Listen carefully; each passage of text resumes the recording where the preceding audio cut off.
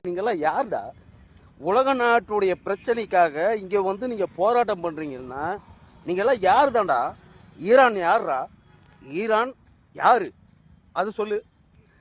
எந்த நாட்டுக்காக எந்த நாட்டை வந்து அவன் அழிக்கிறான்?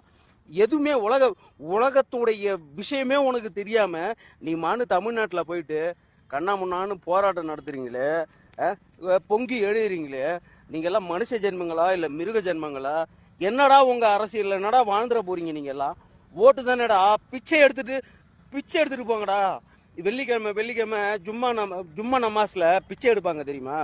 அந்த மாதிரி பிச்சை எடுத்துட்டு போங்கடா. திமுக ஓட்டு போடுங்க, காங்கிரஸுக்கு ஓட்டு போடுங்க அப்படின்னு சொல்லி பிச்சை எடுத்து வாழ்ந்துட்டு போயிடுங்க. ஈரான் யாருடா? அப்படி கை கட்டி வாயை மூடிக்கிட்டு கிடக்குறீங்க. வெளிநாட்டுல நடக்கிற விஷயத்துக்காக இங்க போராடுறீங்க. நீ யாருடா? நீ அது சொல்ற முதல்ல.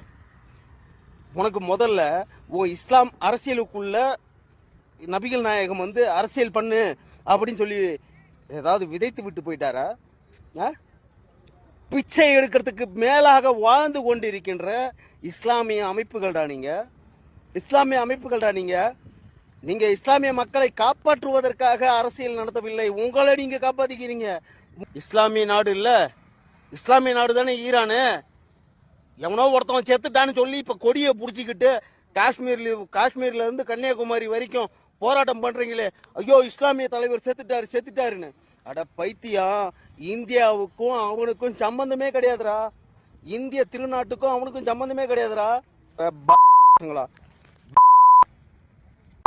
நீங்கெல்லாம் பசங்க தாண்டா நீங்கெல்லாம். உங்களுக்கு எல்லாம் அறிவு கிடையாதா? அறிவு கிடையாதா? அறிவு இருக்கும். அறிவு